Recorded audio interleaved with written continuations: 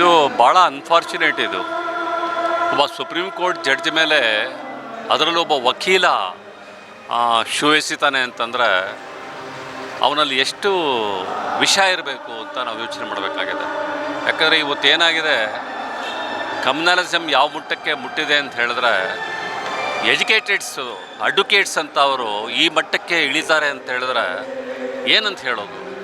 ಒಂದು, ಆತ ಹೇಳ್ತಾ ಇರೋದು ಸನಾತನ ಧರ್ಮಕ್ಕೆ ಅವಮಾನ ನಾನು ಸಹಿಸಲ್ಲ ಅಂತ. ಒಂದು, ನನಗೆ ಅದೊಂದೇ ಕಾರಣ ಅಂತ ಅನ್ನಿಸ್ತಾ ಇಲ್ಲ. ಇನ್ನೂ ಮುಖ್ಯವಾದ ಕಾರಣ ಏನಿದೆ ಅಂತ ಹೇಳಿದ್ರೆ, ಅದಕ್ಕಿಂತಲೂ ಹೆಚ್ಚಾಗಿ ಇವರು ಚೀಫ್ ಜಸ್ಟಿಸ್ ಆಗಿರುವಂಥವರು ಒಬ್ಬ ದಲಿತ ಅನ್ನೋ ಕಾರಣ ಕೂಡ ಇರ್ಬೋದು ಅಂತ ನನಗನ್ಸುತ್ತೆ. ಈ ದೃಷ್ಟಿಯಲ್ಲಿ ನೋಡಿದಾಗ ನನಗೆ ಇದು ಭಾಳ ದೊಡ್ಡ ನೋವಿನ ಸಂಗತಿ. ಇಡೀ ದೇಶವೇ ತಲೆ ತಗ್ಗಿಸ್ಬೇಕಾಗಿರುವಂಥ ಸಂಗತಿ ಅಂತ ನಾನು ಅಂದ್ಕೊಂಡಿದ್ದೇನೆ. ಬಹುಶಃ ಇದನ್ನು ಸರ್ಕಾರ, ಅದು ಯಾವುದೇ BJP ಸರ್ಕಾರ ಇದೆ, ಕಾಂಗ್ರೆಸ್ ಸರ್ಕಾರ, ಅದು ಇಂಪಾರ್ಟೆಂಟ್ ಅಲ್ಲ. ಯಾವುದೇ ಒಂದು ಸರ್ಕಾರ ಆಗಿರಲಿ, ಇದನ್ನು ಭಾಳ ಸ್ಯೂಮೋಟೋ ಇದನ್ನು ತಗೊಂಡು ಭಾಳ ದೊಡ್ಡ ಪ್ರಮಾಣದಲ್ಲಿ ಇದನ್ನು ಅವನ್ನ ಅರೆಸ್ಟ್ ಮಾಡಿ ಇದಕ್ಕೊಂದು ಮೆಸೇಜ್ ಕಳಿಸೋವಂಥರ ಕೆಲಸ ಆಗಬೇಕಾಗಿದೆ ಅಂತೇಳಿ ನಾನು ಅಂದ್ಕೊಂಡಿದ್ದೀನಿ.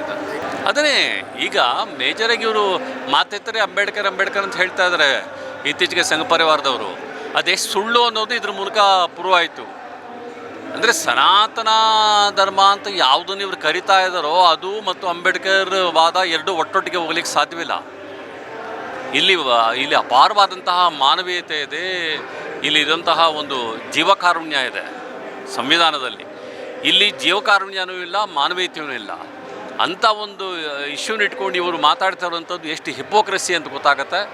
ಬಹುಶಃ ಅವನಿಗೆ ಅಷ್ಟು ಧೈರ್ಯ ಬರಲಿಕ್ಕೆ ಕಾರಣ ಏನು ಅಂತ ಹೇಳಿದ್ರೆ, ಈ ಒಂದು ಸರ್ಕಾರ ಅಥವಾ ಯಾವುದೋ ಒಂದು ಬೆಂಬಲ ನನಗಿದೆ, ಸರ್ಕಾರದ ಬೆಂಬಲ, ಯಾವುದೋ ಒಂದು ರೀತಿಯ ಬೆಂಬಲ ನನಗಿದೆ ಅನ್ನುವಂಥ ಕಾರಣ ಕೂಡ ಇರ್ಬೋದು ಅಂತ ನನಗನ್ಸುತ್ತೆ.